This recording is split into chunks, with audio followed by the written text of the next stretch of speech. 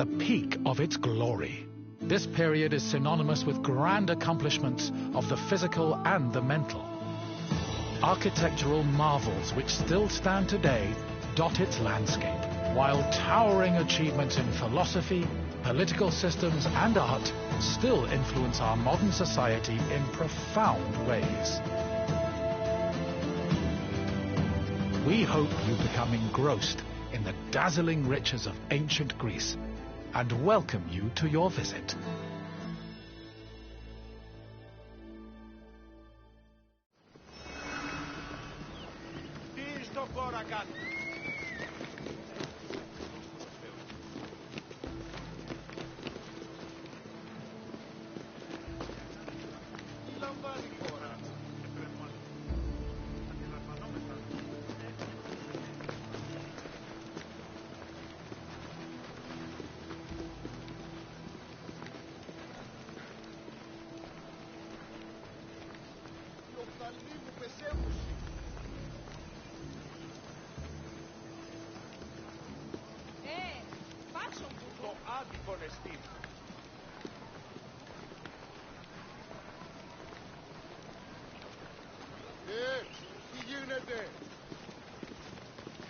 Άνεμον διώκεις, ο άνθρωπε! Τι γίνεται?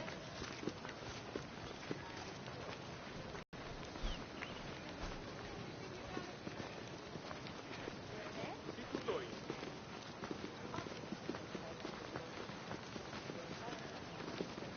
Πού καλυθές τούτο εστί?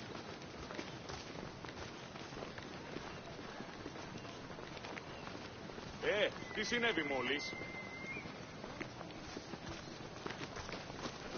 Ήμαρτον, πάψε!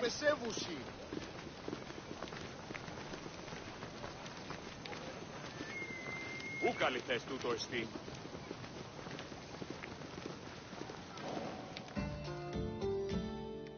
Greetings, wanderer, and welcome to the Acropolis, the shining jewel of Athens.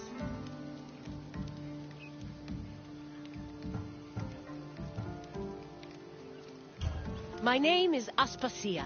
Though I am not originally from Athens, I have climbed to the top of its social ladder using my wit and intellect. I've even earned the love of Pericles, one of the most powerful men in the city. The mind truly is a beautiful thing.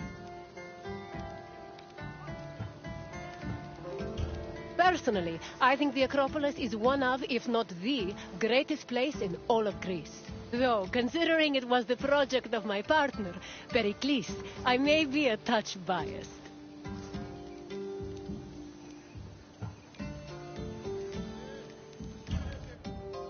The Acropolis of Athens is a bastion of art and culture worthy of the gods themselves. Within this citadel, you will find many important sacred buildings, as well as some of the most magnificent art in all of Greece. You are in for a very enlightening visit. When you're done, come find me, and we can discuss the things you have seen. Farewell for now.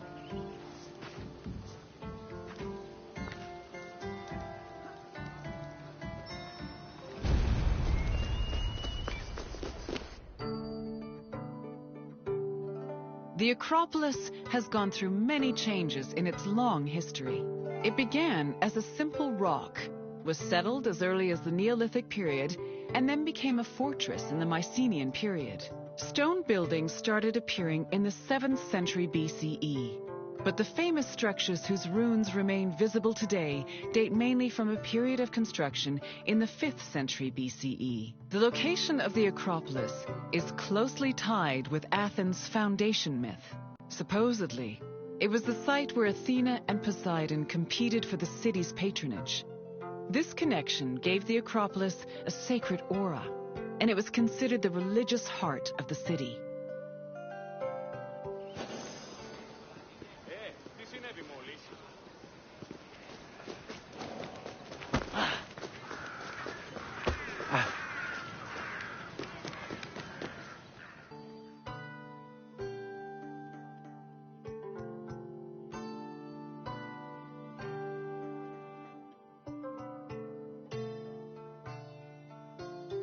The Temple of Athena Nike was built on the remains of old fortifications from the Mycenaean era.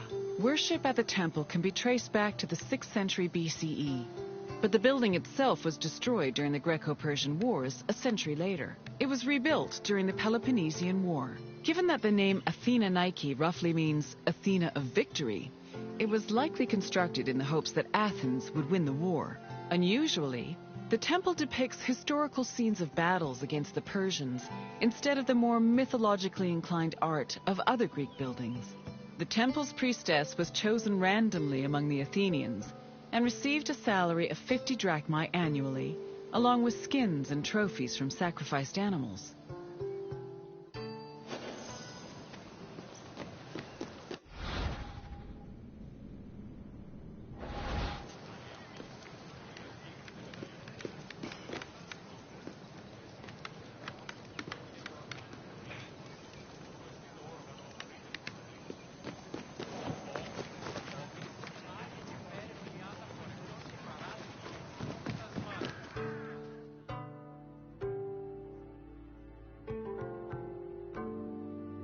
The Acropolis was built up over a long period, due in no small part to its partial destruction during the Greco-Persian Wars. It was in the 5th century BCE, though, that the Acropolis received its most significant improvements. This period was an extremely prosperous time for Athens, both financially and culturally. With a booming economy bolstered by trade and the Lavrion silver mines, Pericles, the leader of Athens, financed a huge project to rebuild the citadel. He enlisted the help of renowned artists, like the sculptor Phidias, as well as the architects Iktinos and Callicrates. Together, they erected buildings like the Acropolis into a glorious monument to the gods and to mortal Athenians.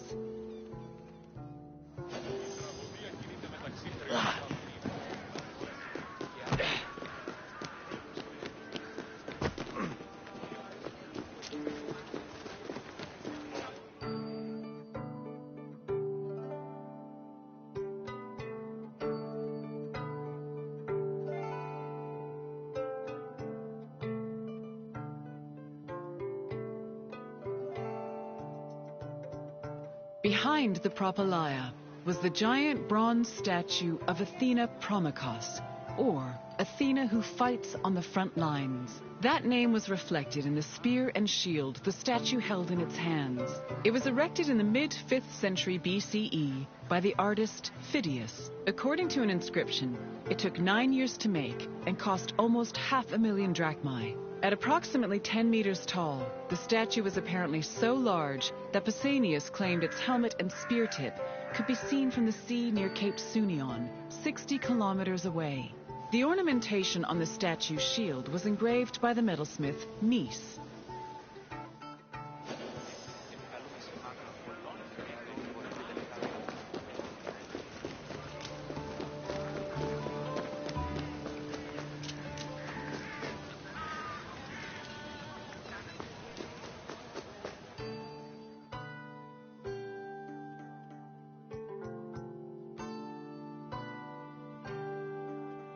The Eraphoroi were young girls between the ages of 7 and 11 who were in charge of special rites. A list of 4 girls was drafted by the Assembly of Citizens, from which the High Magistrate, the Archon Basileus, chose 2 to serve as Eraphoroi for the year. The girls lived in a house on the Acropolis. They were in charge of carrying sacred objects and weaving the peplos of Athena. The peplos was a sacred robe offered to Athena during Panathenaea, a festival held in her honor.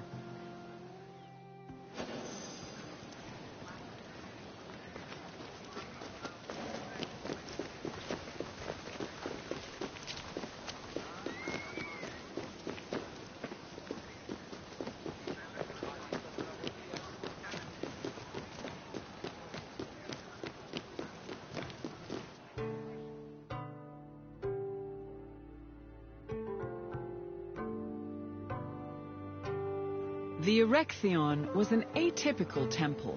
It was dedicated not only to Athena Polias, but also to Cecrops, the mythical founder of Athens, his son Erechtheos, and even Poseidon, the sea god who challenged Athena for possession of the city.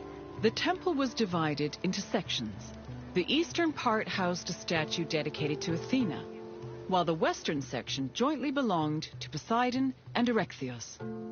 Meanwhile, King Cecrop's grave was believed to be under the caryatid porch. Under the temple was a crypt that was said to contain the sacred snakes of Athena. The snakes may have had a sweet tooth because the priestesses of Athena allegedly fed them honey cakes.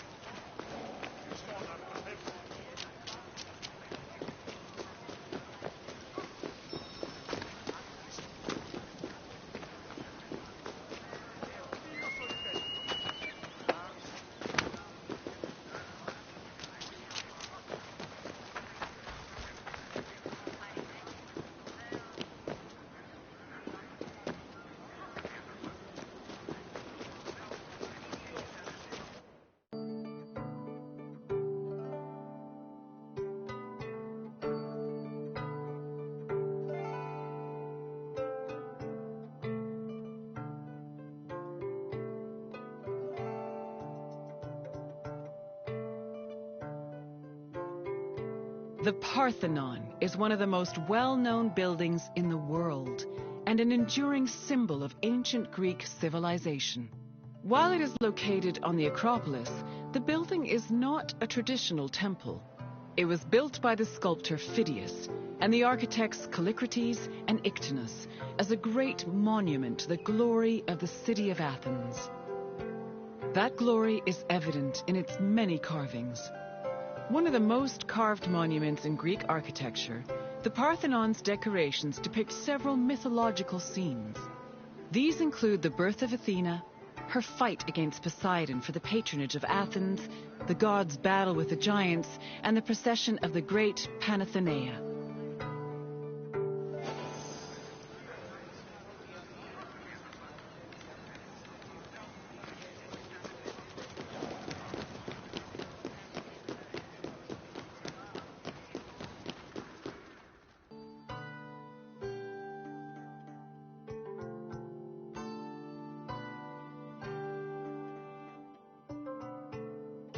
The Parthenon's inner chamber, or cella, contained a massive statue of Athena that was considered to be one of the sculptor Phidias's greatest masterpieces. The statue was chryselephantine, a combination of gold and ivory. To justify the steep cost of its construction, Pericles told Athenians that the statue was a gold reserve, which could be disassembled in times of economic distress.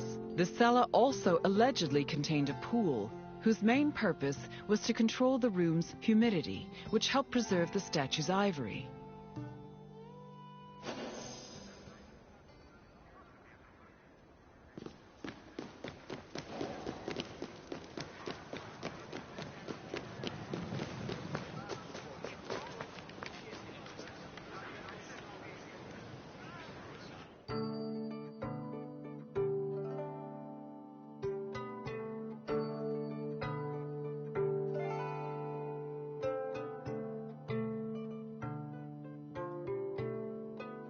The Parthenon is one of the most well-known buildings in the world. While it is located on the... It was built by the sculptor. That glory is one of the most carved. These include the birth of Athena,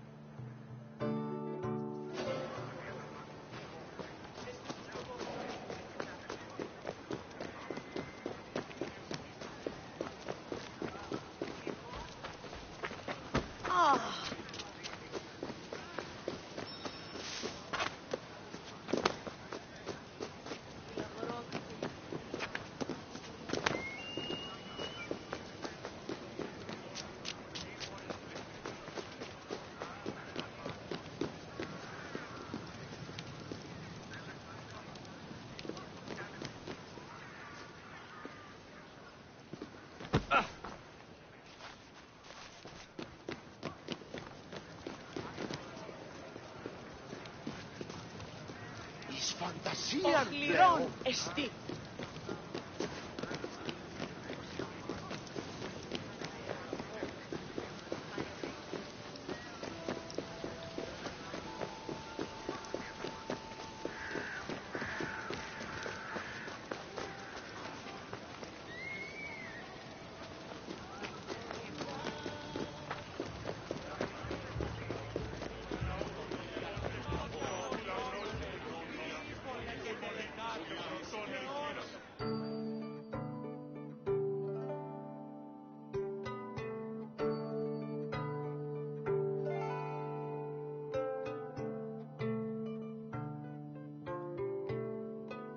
Behind the propylaea was the giant bronze statue of Athena Promachos, or Athena who fights on the front lines.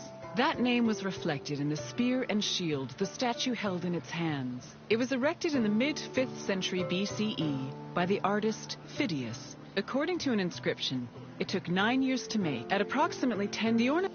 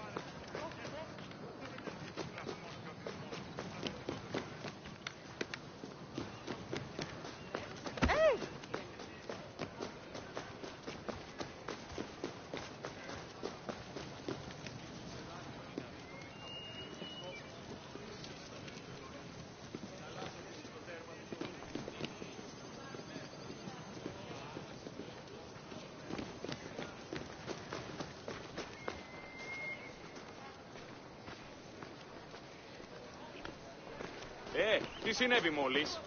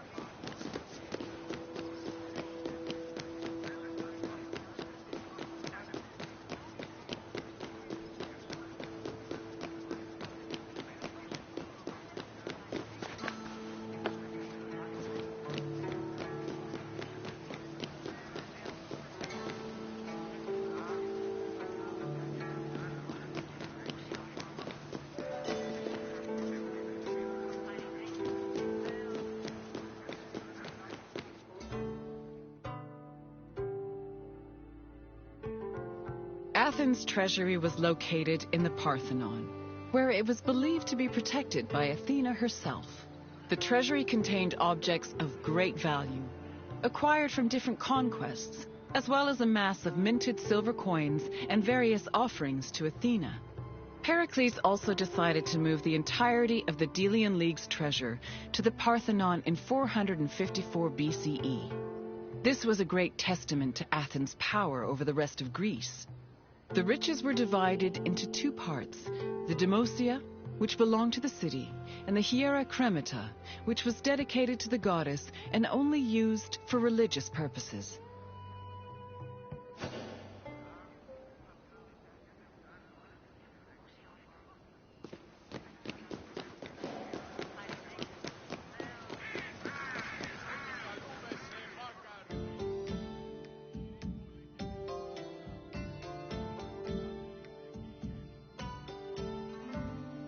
And what did you think of the Acropolis? It truly is quite something, isn't it? A sacred sanctuary and an architectural marvel, all in one. If you have any questions, don't hesitate to ask.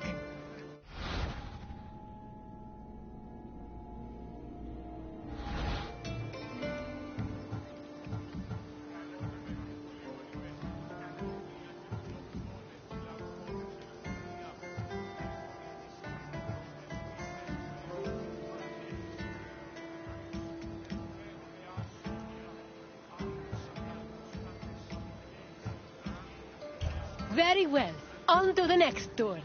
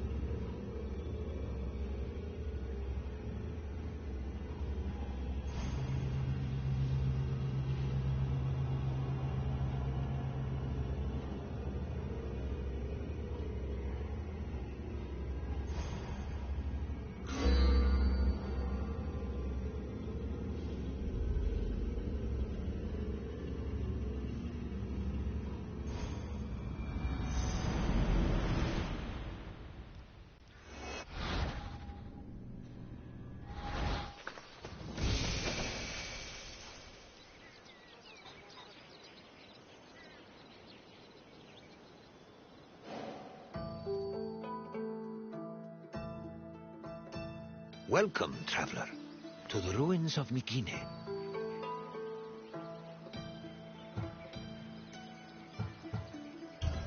My name is Herodotus, and I am a traveler from Halikarnassus.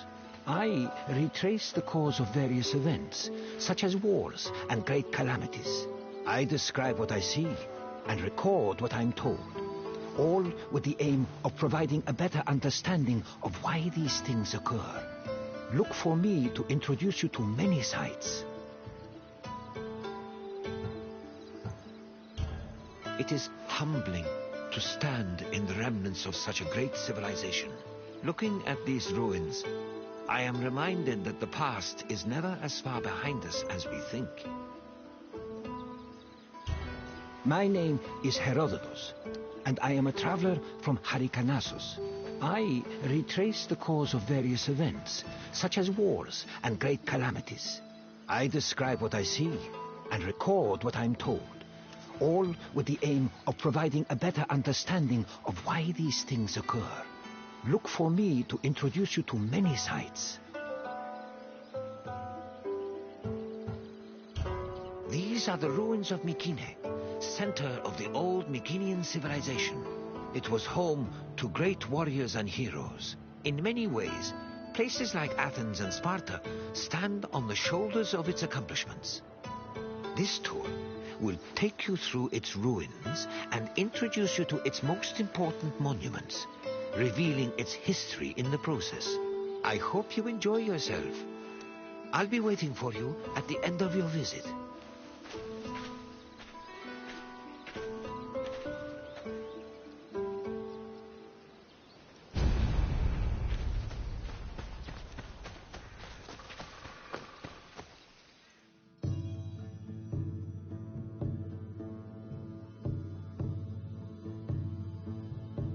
The Mycenaean civilization flourished in the Late Bronze Age between 1600 and 1200 BCE. During this period, it was mainly located in the Peloponnese and central Greece. Mycenaeans were known for exploring distant lands. Notably, they battled the Hittite-allied city of Walusa in a conflict that was believed to be the inspiration for Homer's Trojan War. But the Mycenaean people didn't only travel to fight. They learned much from their neighbors, the Minoans of Crete, such as how to write syllabic script on clay tablets. Such tablets provide evidence that Mycenaeans spoke an early form of Greek. They also tell of how great Mycenaean kings ruled over their warriors from opulent palaces in places like Mycenae, Thebes, and Knossos.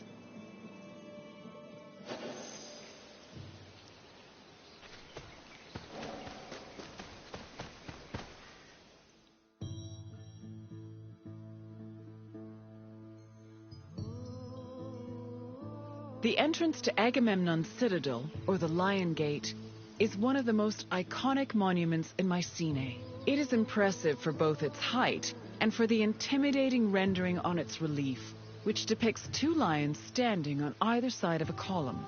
Unfortunately, the lions' heads, which were presumably made of a precious metal or higher quality stone, have been lost to time. The gate was most likely meant to greet a triumphant king returning home from successful military campaigns and to awe foreign visitors.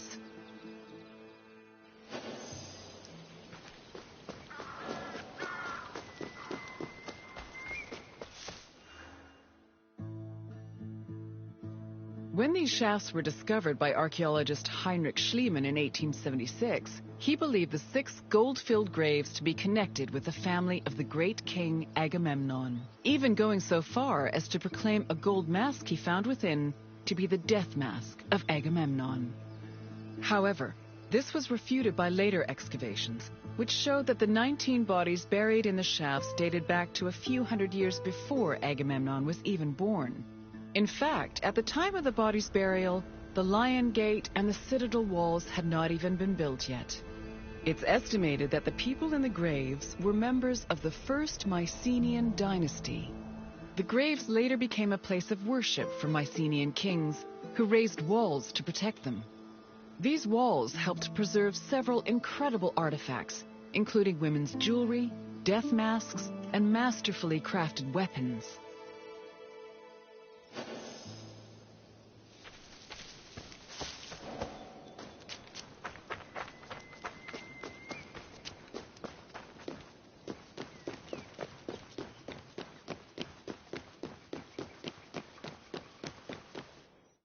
By 1250 BCE, Mycenae was at the height of its power, and its living quarters and workshops were numerous.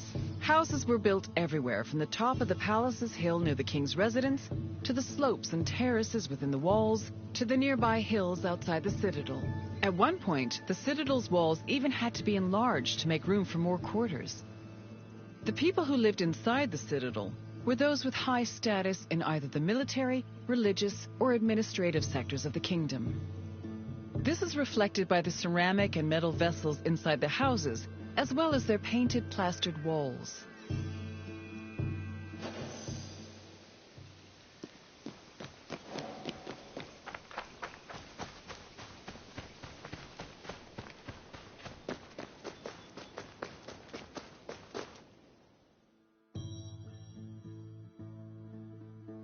A traveler seeking an audience with the king would have first ascended a steep ramp from the Lion Gate to the citadel's summit. Here, they would have walked into the palatial complex through a grand entrance called the propylon.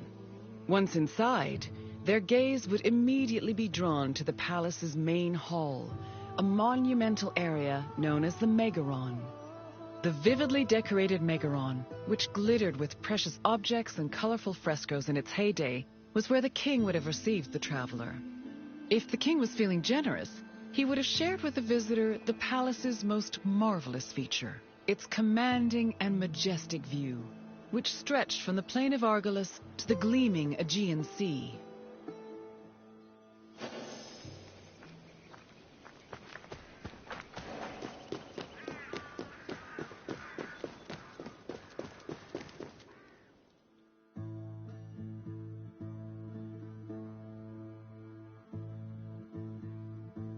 It was in this palace where a legendary Mycenaean king like Agamemnon would have held court. According to Homer and other poets, Agamemnon led the Greeks in the sack of Troy.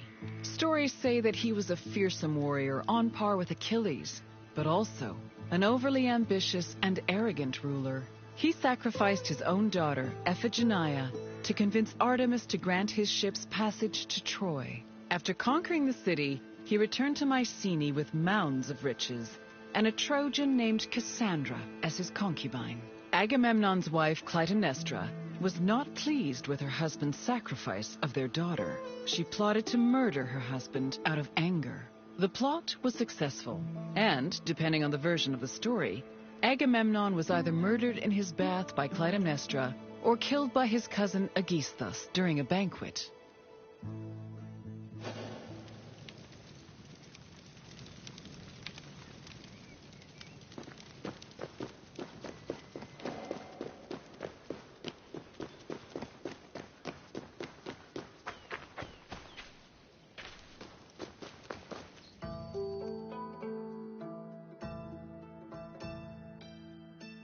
You've completed the tour. I trust it was an eye-opening experience. Though it did not last, Mycenae was a sort of precursor to what would eventually become the Greek civilization we know today. It's important we remember them, if only to avoid repeating their mistakes. Now, what else would you like to do?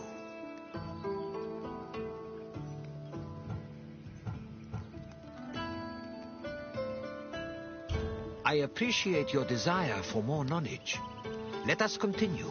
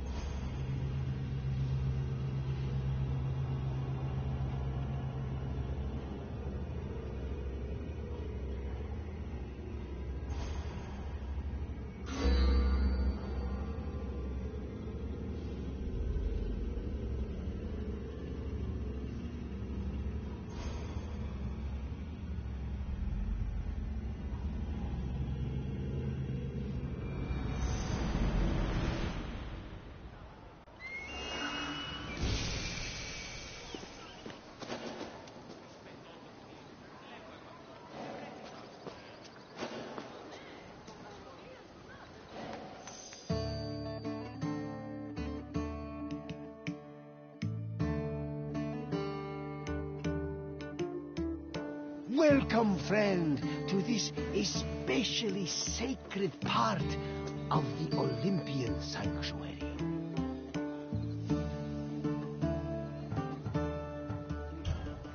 My name is Barnabas, and I am a ship captain.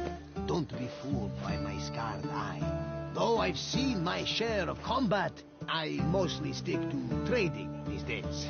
Well, trading and introducing visitors like you to wonderful sights like this. This place is practically vibrating with divine energy. I feel like if I look over my shoulder right now, Zeus will be staring back at me.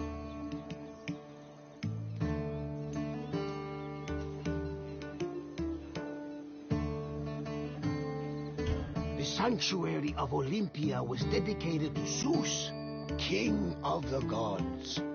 It had close connections to the divine, as you will see very soon. I'll come find you when you're done, and we can talk about what you've left.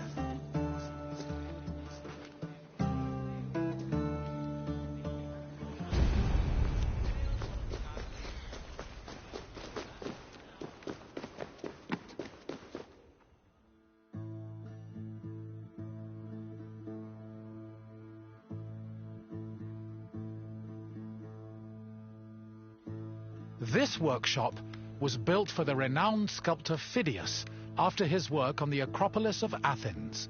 In 435 BCE, Phidias came to Olympia to begin working on the great chryselephantine statue of Zeus. He died 5 years later, shortly after completing his masterpiece. This grand statue would become one of the 7 wonders of the ancient world. Phidias's workshop was located right next to the Temple of Zeus. Its structure has been well preserved, mostly owing to its conversion to a church in the 5th century CE. Archaeologists have also discovered lots of ancient materials in the surrounding area, such as casting molds and sculpting tools. The most famous artifact, however, is a cup bearing an inscription that aggressively states, "I belong to Phidias."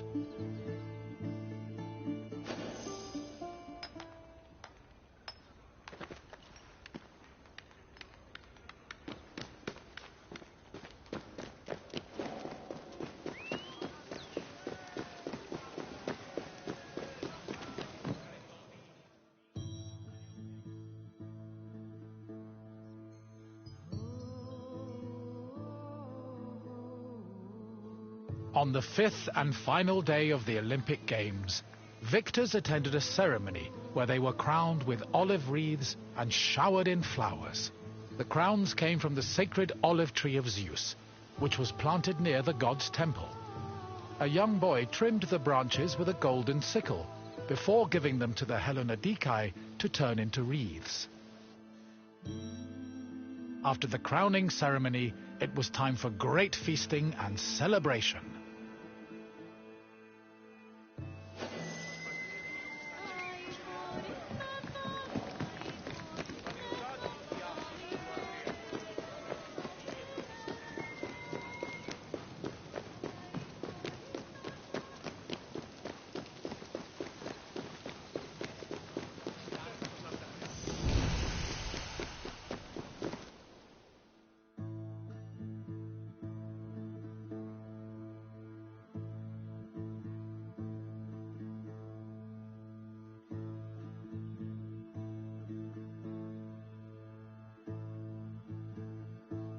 Pelops was both a legendary Greek hero and the mythical founder of the Olympic Games. According to legend, Pelops fell in love with the beautiful Hippodamia. Her father, Oinomaos, the king of Pisa, disapproved of their union. Having once heard a prophecy that he would be killed by his son-in-law, Oinomaos was known to challenge his daughter's suitors to chariot races, killing them when he won. Still, Pelops was determined to win Hippodamia's heart. Before the race, he enlisted the help of Poseidon, who gave him a golden chariot with 4 winged horses. Pelops was able to win both the race and the hand of his beloved, while Oinomaos was dragged to death by his horses. The start of this famous race was depicted on the eastern pediment of the Temple of Zeus.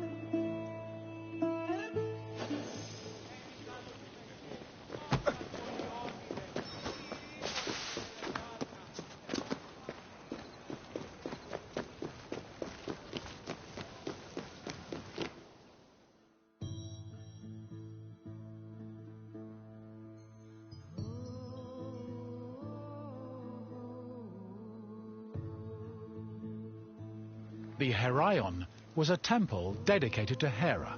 It is one of the oldest temples in the sanctuary, dating back to approximately 590 BCE. The structure included columns painted with images of women who won the Heraia, an athletic competition made up of running events. Every 4 years, 16 women were chosen to make a veil dedicated to Hera. These women also organized the competition, though they did not compete in it. The Heraia was unique for its focus on female athletes, in contrast to the male-exclusive Olympic Games.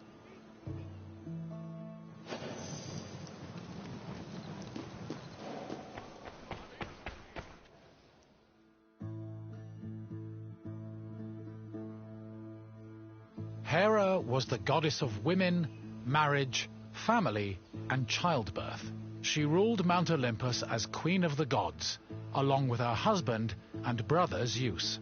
Many mythological stories paint her as being annoyed at Zeus's many lovers and illegitimate offspring.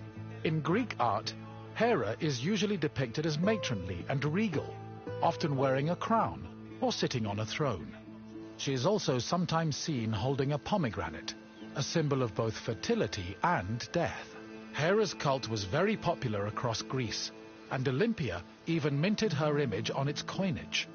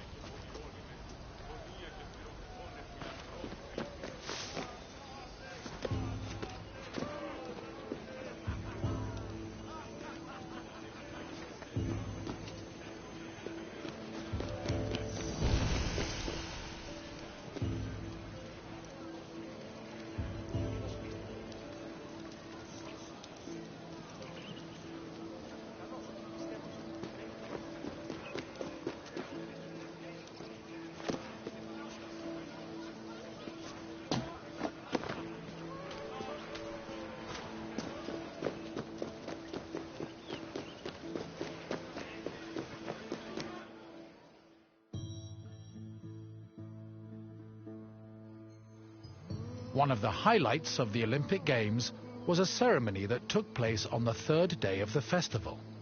It began with a procession of athletes, ambassadors, Hellenodikai, and animals.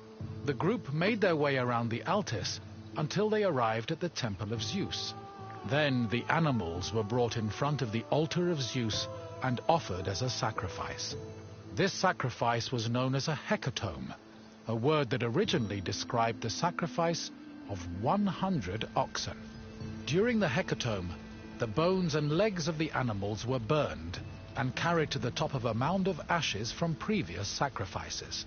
Meanwhile, the meat of the animals was saved for a large banquet held later in the evening.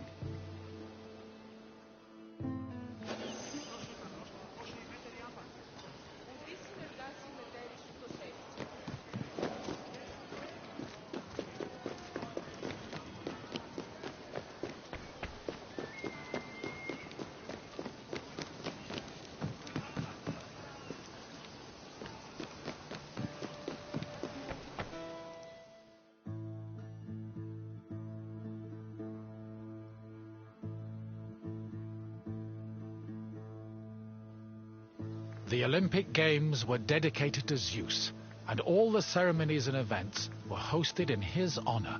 It is no surprise that the largest temple in the sanctuary was the Temple of Zeus. While most temples were restricted to priests, the Temple of Zeus welcomed all who visited Olympia. This openness was most likely meant to show off the gold and ivory statue of Zeus that stood within the temple's walls. The building also featured art depicting both versions of the Olympic festival's founding myth. The eastern pediment showed a scene from the legendary race between Pelops and Oinomaos. The temple's metapiece, meanwhile, showed the 12 labors of Heracles, the other mythical founder of the games.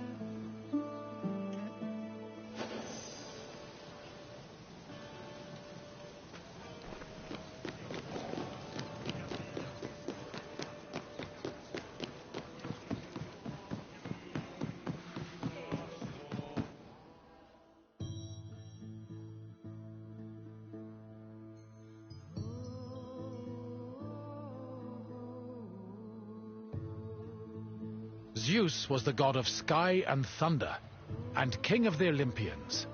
He ruled the world from his home on Mount Olympus. The child of Cronus the Titan, Zeus overthrew his father and cast the Titans out in a great battle known as the Titanomachy. He had children of his own with his wife Hera, including Ares, Hephaestus, Hebe, and Eileithyia. He also had many children without Hera, much to her consternation, but there are too many to list here. Zeus was believed to have control over the lives of mortals, as his many epithets attest to.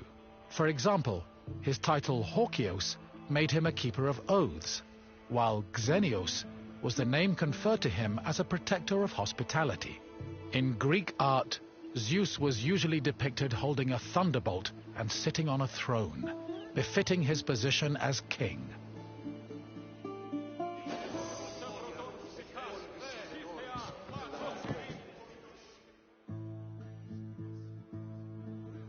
The Temple of Zeus was home to the chryselephantine statue of Zeus, one of the 7 wonders of the ancient world. The statue, made of gold, ivory, and wood, was sculpted by the renowned artist Phidias. At 13 meters tall, it was as impressive looking as it was difficult to maintain. Oil was used to protect the wood and ivory from cracking, and to prevent general decay. While the statue does not exist today, it was thankfully described by Pausanias in great detail, so its legacy lives on.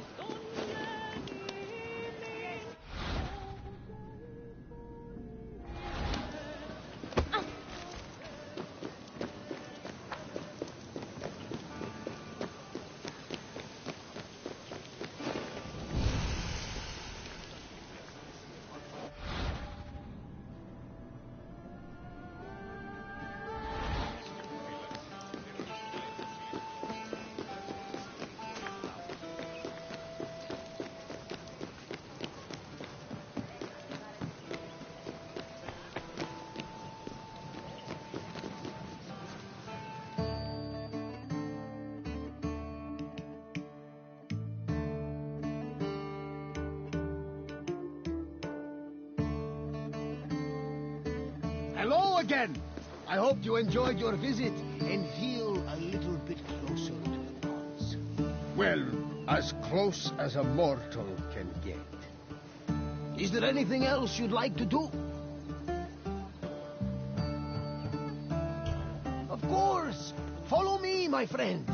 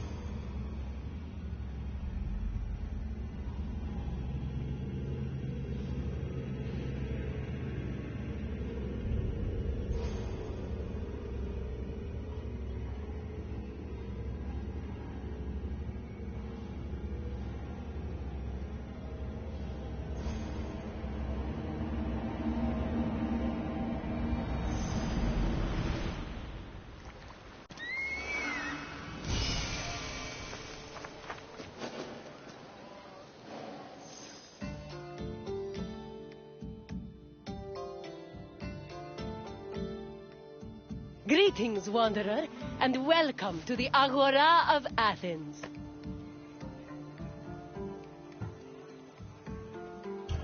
I love this Agora.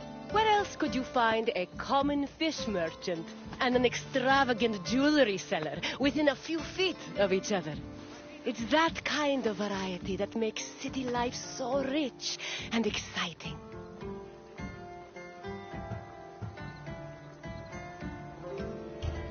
The Agora is the beating heart of any Greek city. It is a place where all types of people may gather, from citizens and foreigners to magistrates and philosophers. All manner of business is conducted here, including political meetings, legal proceedings, and trade. When you finish exploring, come find me, and we can talk more. See you soon, wanderer.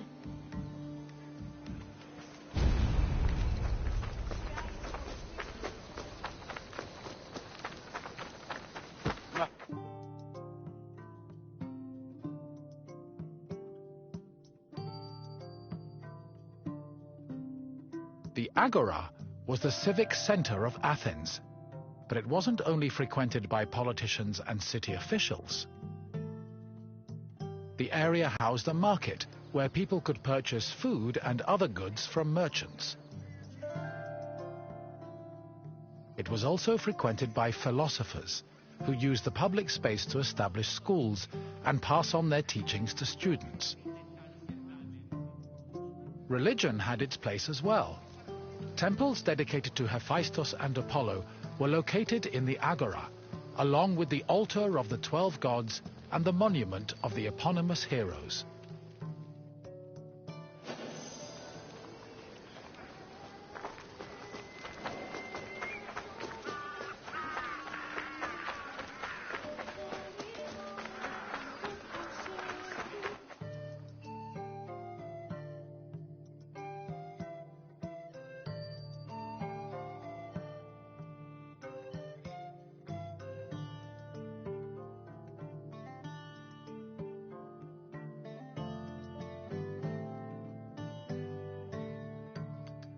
The painted stoa, or stoa poikile, derived its name from the panel paintings on its wall.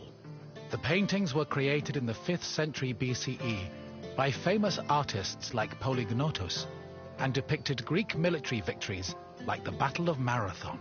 The stoa served as a public meeting place for citizens, but it was especially popular with philosophers who used the space to pass on their teachings. In 301 BCE, the philosopher Zeno of Kition chose the stoa poikile as the location for his school of philosophy, the appropriately dubbed Stoicism.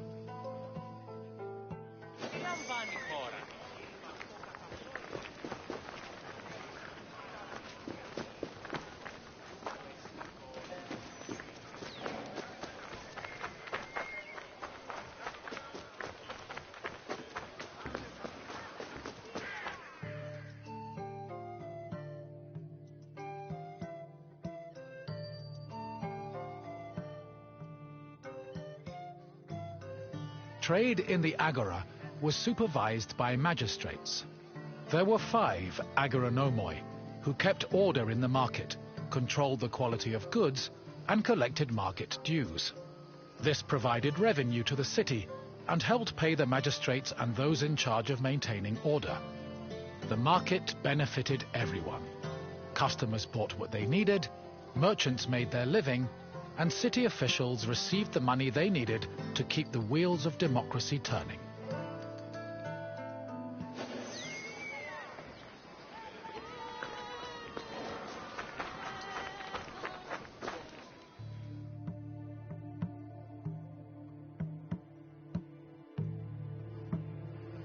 The original Temple of Apollo Patrous was built around 535 BCE by Pisistratos, but was destroyed by the Persians during their invasion a few decades later. It long remained in ruins, except for the altar, which was left standing as a reminder of the Persian sacrilege. Eventually, a new temple was built in the 4th century BCE. Inside was a statue made by Euphranor, the same artist who painted in the Stoa of Zeus. The temple held special significance in Athens, as it was connected to the origin of the city's people. The name Patroos, meaning fatherly, referenced the belief that Apollo was the father of Aeon, founder of the Aeonian Greeks, from whom all Athenians are descended.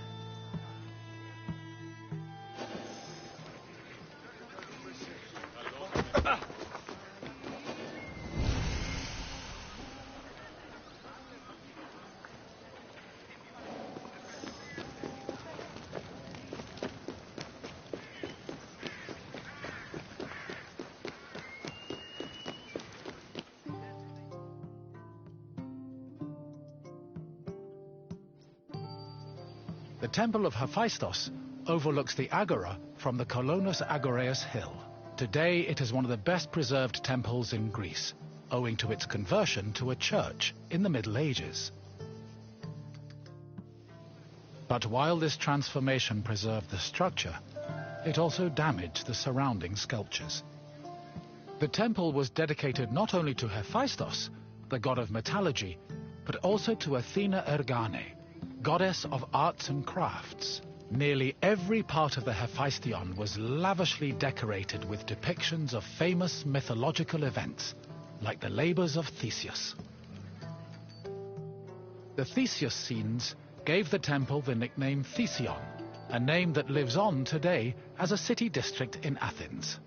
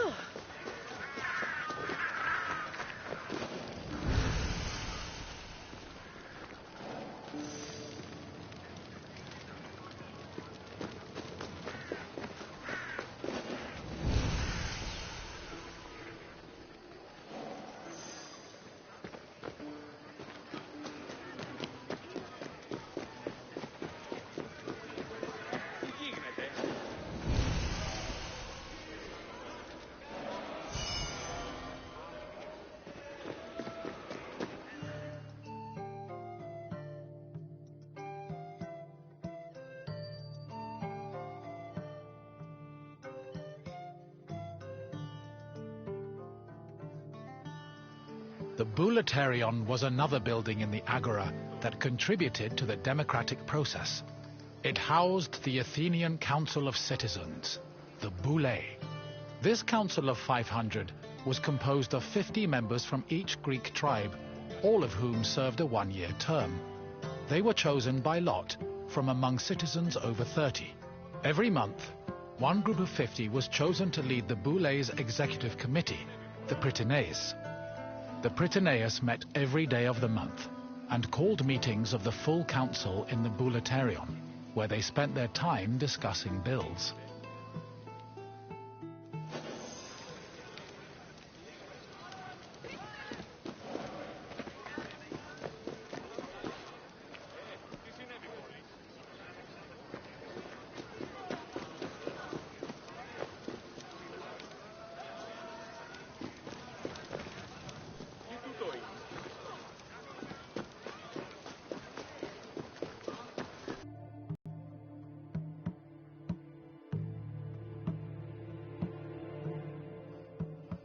The Prytaneon was one of the most important buildings in the Agora, as it was the headquarters of the Prytaneis.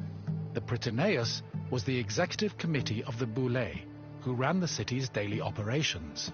The Prytaneis dined in the Prytaneon, and 17 of them slept on site to ensure there were always officials available to deal with emergencies. The Prytaneon also housed the official weights and measures of the city. The Fire of Hestia, which provided sacred fire for all public sacrifices, was also located there.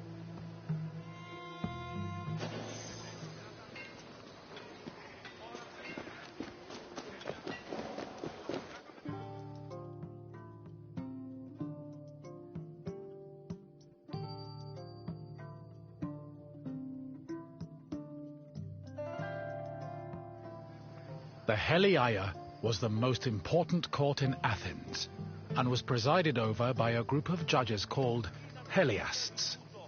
Judging was a regular part of an Athenian citizen's life, with trials happening almost every day. Heliasts were chosen randomly based on two factors. First, that they were on the official list of 6,000 potential heliasts. Second, that they were present at court on the day of the trial. A stipend of 2 obols was established by Pericles to compensate for the loss of work while on heliast duty, and also to encourage participation in the judiciary process.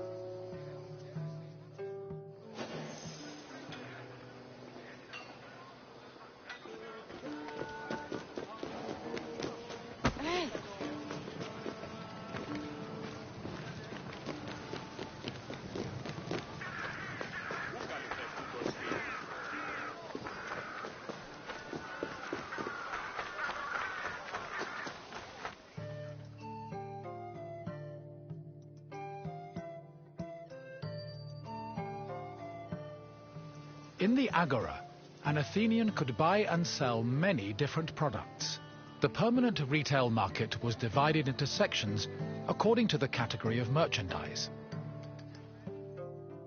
Merchants and craftsmen who worked in the market could be citizens, foreigners, or even freed slaves. They sold everything from food and clothes to jewelry and slaves. With so much variety, competition was fierce, and that competition helped regulate the market's prices.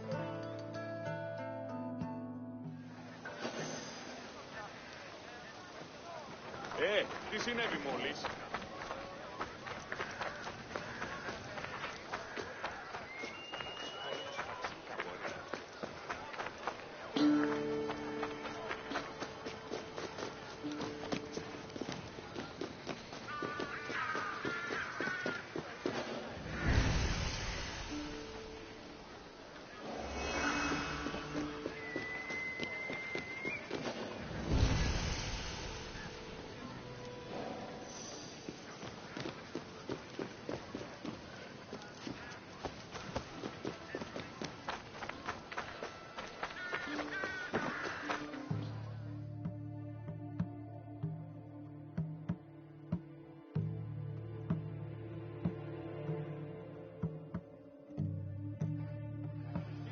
The Heliaia wasn't the only court in Athens.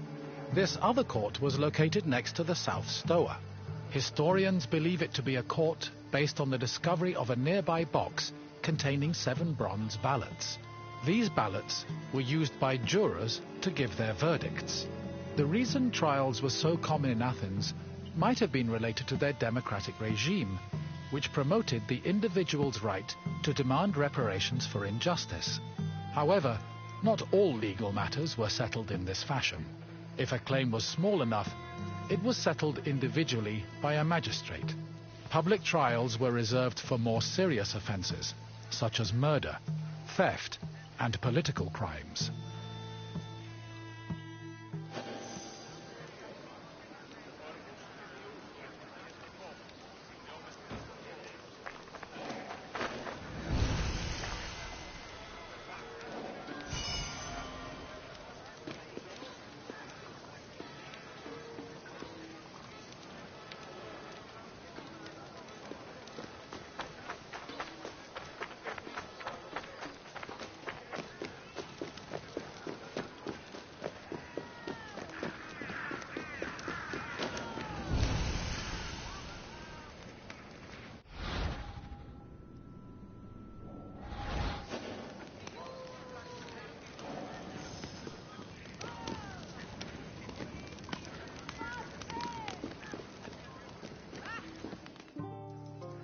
The mint was where the city made its coinage. It is believed that Athens' mint was in the city's agora, as modern excavations have turned up small disc-shaped pieces of metal used to make coins. Much of the silver required for minting coinage came from the Lavrion silver mines. Athens was so dependent on the mines that when they lost them during the Peloponnesian War, the city was forced to melt down a gold statue of Athena to mint gold coins and avert a monetary crisis.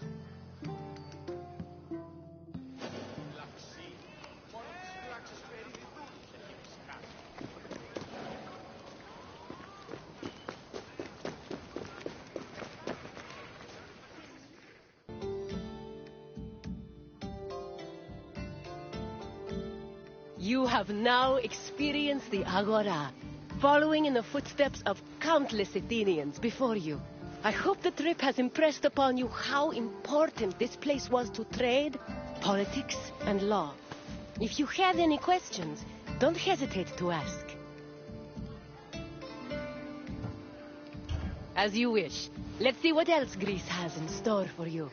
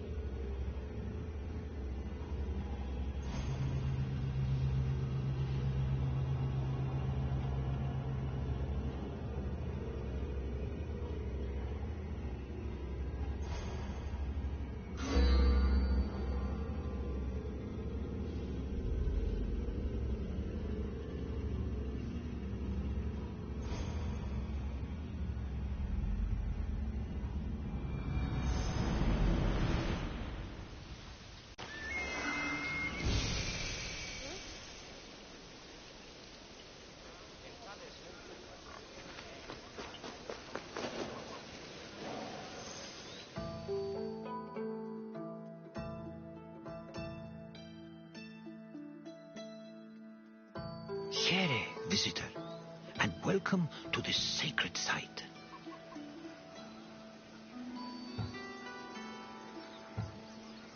Delphi is an amazing place to visit if you're looking for information.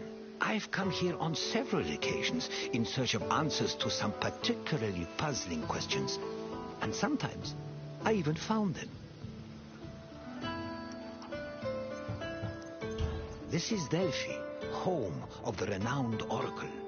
Greeks considered it the navel of the world. Pilgrims and kings journeyed here from all over Greece and beyond, seeking advice from Apollo through the voice of his interpreter, Pythia. During your visit, you will experience the sanctuary through a pilgrim's eye and discover how important oracles and prophecies were to the people of Greece. Now, go off and begin your pilgrimage. I will be waiting for you at the end of your visit.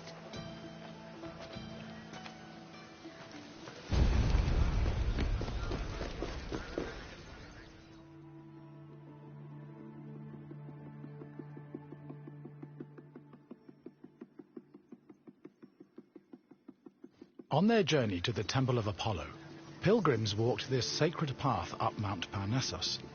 The summer sun beat down hot on their backs. Along the way, they took in the magnificent monuments, treasuries, and statues that adorned the road. These landmarks were tokens of people's reverence for the oracle's benevolence. All were dedicated to Apollo, and most were offered by cities to commemorate military victories. The monuments represented not only their donors' piety, but also their power and wealth. The sanctity of Delphi has endured to the present day, and visitors still take this very same route.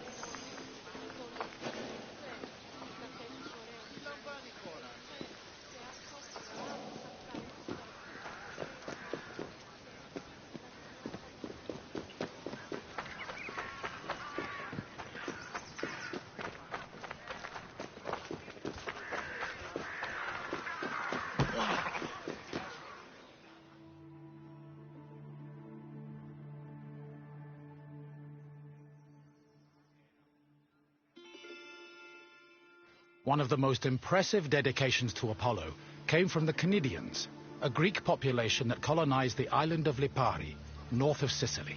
The story behind this dedication is notable. The Cnidians were at war with the Etruscans in the Tyrrhenian Sea. Seeking a good omen, the Cnidians consulted the oracle, and following her advice, they successfully captured 20 enemy ships. To thank Apollo, they offered the god the same number of statues as ships seized.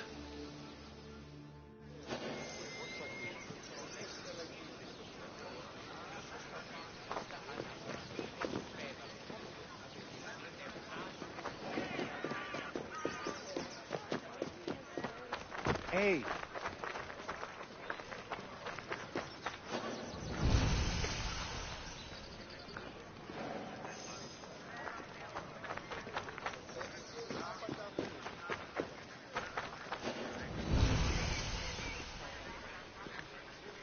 Τι γίνεται?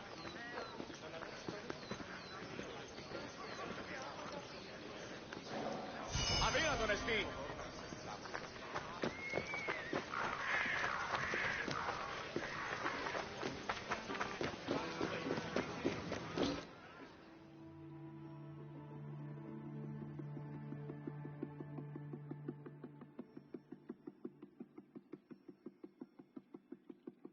Next to the Naxian Sphinx stood a simple structure to display offerings from the Athenians, most of which were spoils of war. In particular, these offerings, called ex-votos, were prows of sunken Persian ships. The Athenians built the portico after their naval victory over the Persians in 478 BCE.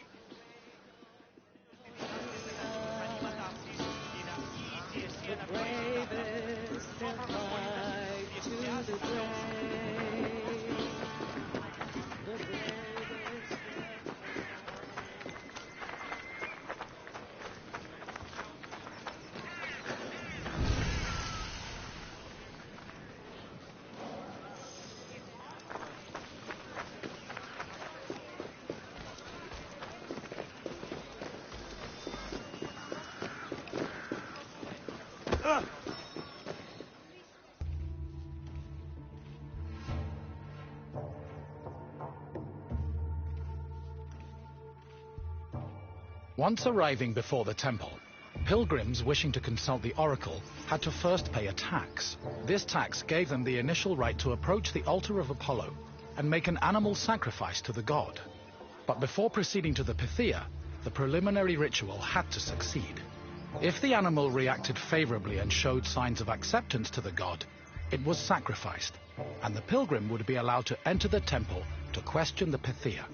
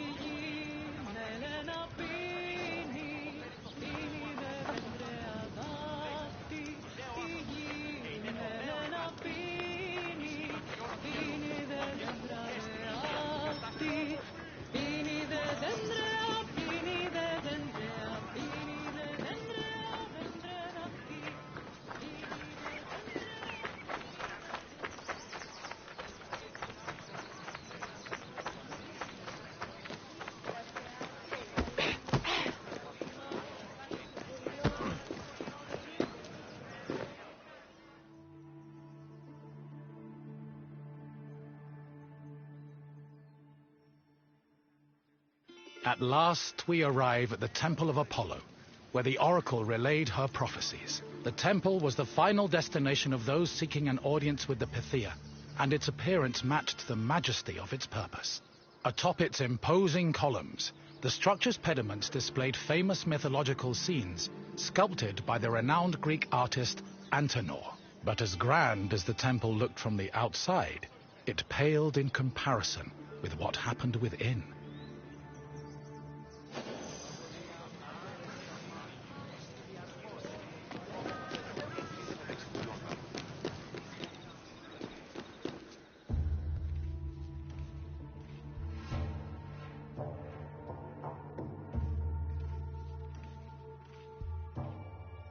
Prophecies were given in the most restricted part of the temple, the Aditon, by a chaste woman known as the Pythia.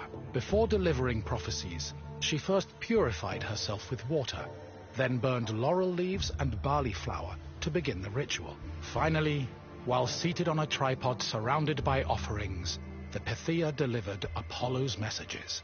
Her words were often strange and indecipherable, and required further interpretation by the temple's priests. Despite much research, the exact causes of the oracle's behavior while prophesying are debated to this day.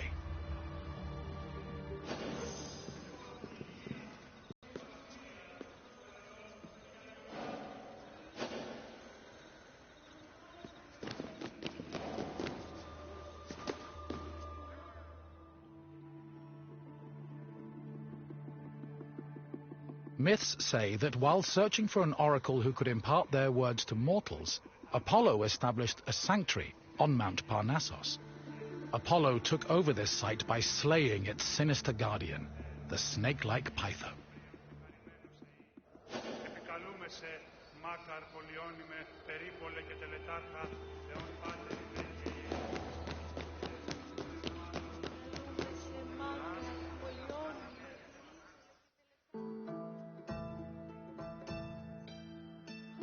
Your visit is complete. I hope you now understand how important this sanctuary was, and how it affected the lives of people both in the Greek world and beyond its borders. To be honest, I could speak about Delphi all day. But what would you like to do now? Of course, follow me.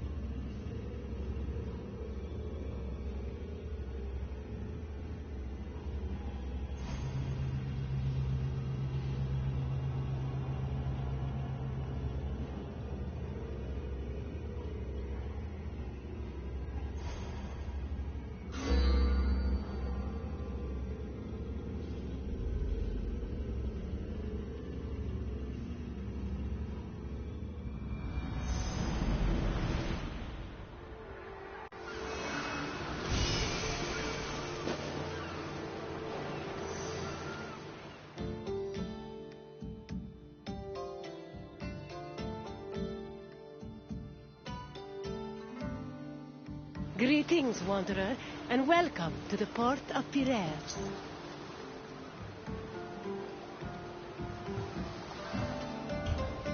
Acting as a port for Athens, Piraeus welcomed merchants, goods, and travelers from all over the world. It was a central part of Athens' economy, but it was also fortified enough to protect the city's considerable fleet. When you finish exploring the port, find me, and we will talk further.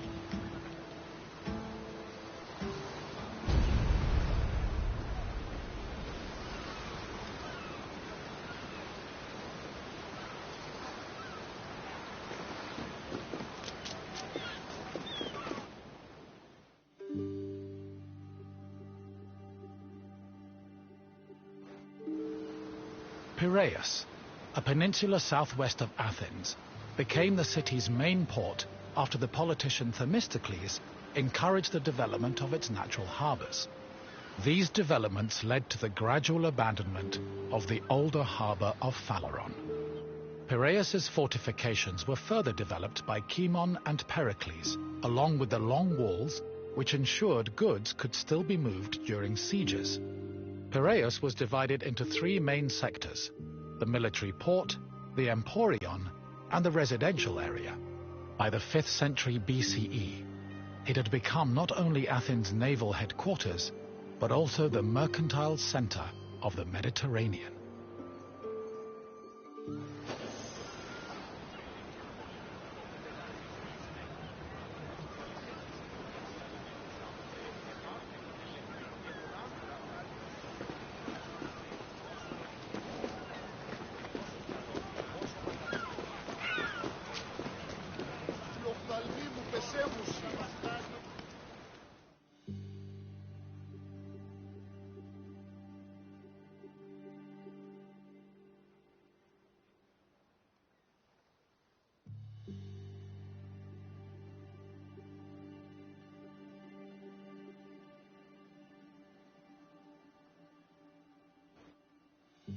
Piraeus's development during the 5th century BCE attracted a large population.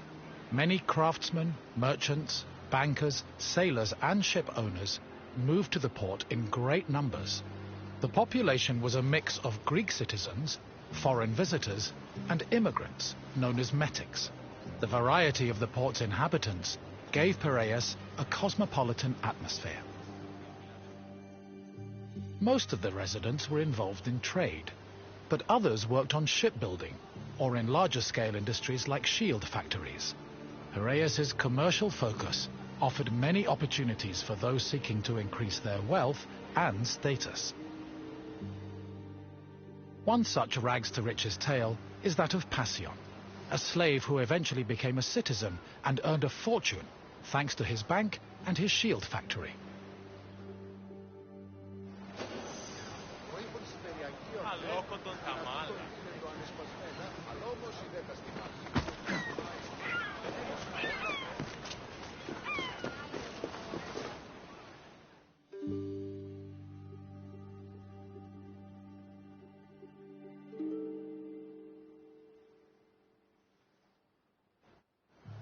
Piraeus was a demi, or district, of Attica. Because of its size, function, and varied population, it had a much more complicated administrative structure than other demes. Above all, Piraeus was closely monitored and controlled by the Athenian assembly due to its importance to the city.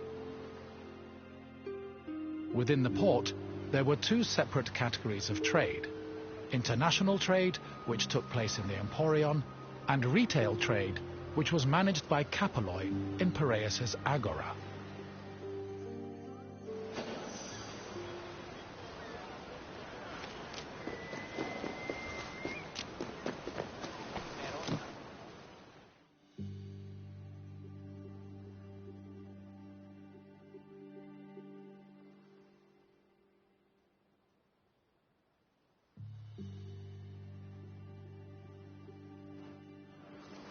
The Emporion was a commercial port dedicated to trading goods from overseas. All international transactions were required to be made within its limits and needed to be exclusively wholesale. Elected magistrates managed all business and laws in the port. Meanwhile, port authorities known as epimeletes oversaw trade and took care of the regulation of prices. This was an especially crucial duty, as the amount of supplies and goods could fluctuate wildly based on factors like bad harvests or lost cargo. Common products sold in the Emporion included vegetables, fruits, fish, leather, timber, marble, metal, weapons, and ceramics. According to Hermippos, Athens was also wealthy enough to afford the finest goods from all over the world, including figs from Rhodes, almonds from Thassos, oil from Samos, and wine from Chios. Taxes were collected on all merchandise that came into the Emporion, which provided Athens with a major source of income.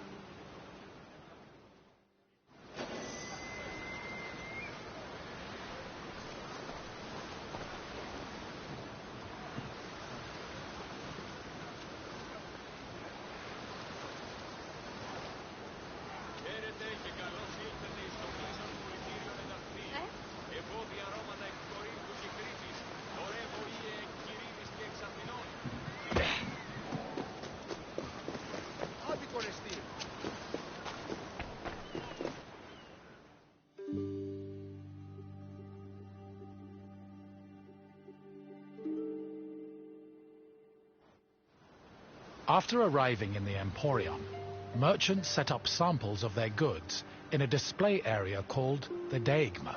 This was where citizens and foreigners gathered to officially make their deals. And almost all merchandise that came into the Emporium was traded within the area. The Deigma was under constant supervision by magistrates, who negotiated price control with the importers. They would occasionally give special privileges to those who agreed to sell at lower prices. These privileges ranged from tax exemptions to specially reserved seating in the theatre.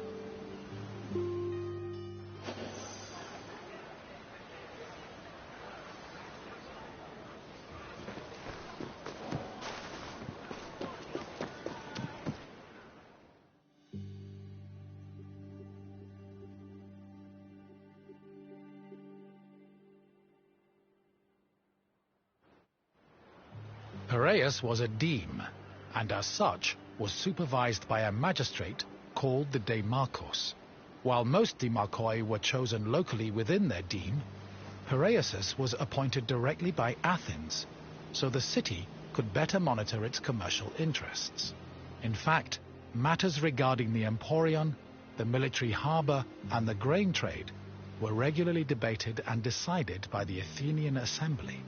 Transactions within the Piraeus were supervised by metronomoi. These were magistrates responsible for keeping track of weights and measures. They made sure merchants' measurements were always accurate to prevent bad deals and scams. Even though Piraeus would eventually develop into a city in its own right, it always remained under the control of Athens.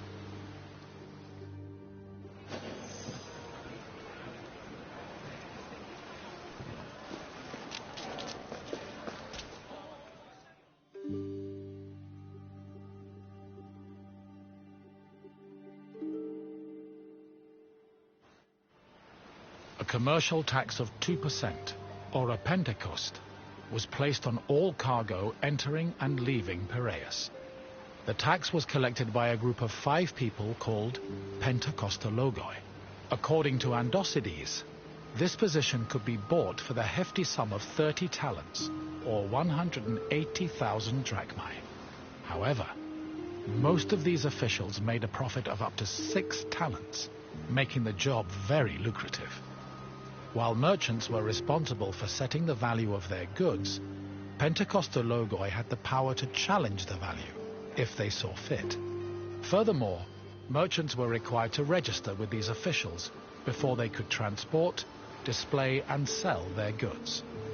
Overall, this system provided Piraeus, and by extension Athens, with a tremendous amount of money.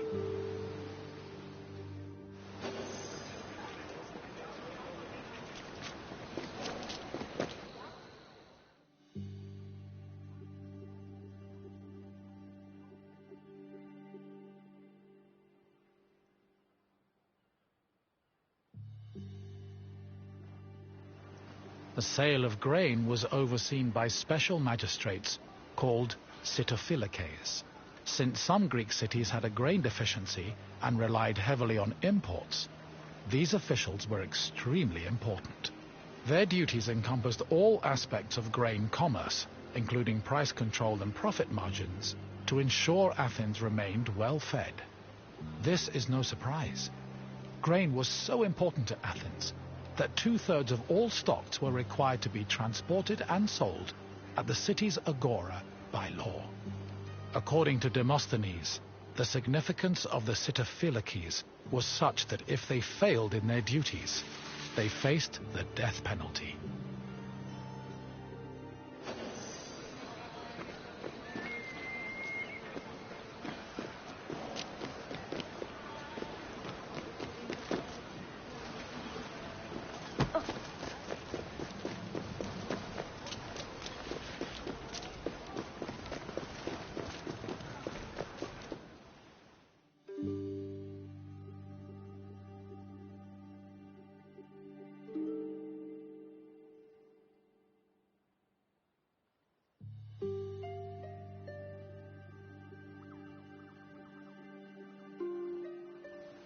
The Emporion operated on a foundation of credit and loans. Overseas commerce was handled by two types of tradespeople. Emporoi transported cargo in borrowed ships, while Naukleroi were ship owners who moved goods on their own vessels. Elsewhere in the Emporion were bankers and accountants who arranged loans and kept track of incoming and outgoing ships. Emporoi and Naukleroi financed their maritime voyages with these loans, which often had a high interest rate due to the dangers of sea travel. Emporoi used the loans to pay for both the cargo and the right to a ship, while Naukleroi only had to pay for their crew. Loans and interest were repaid upon a ship's return to port. However, in the event of a catastrophe such as a shipwreck, the merchant and ship owner were released from their obligations, and the losses were transferred to the lender.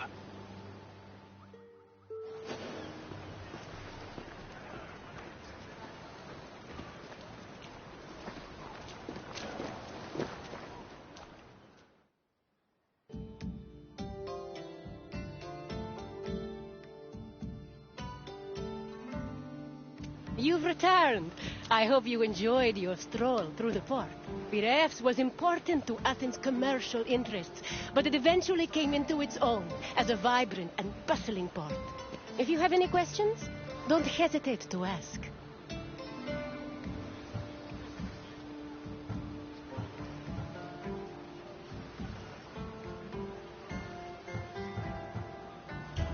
As you wish.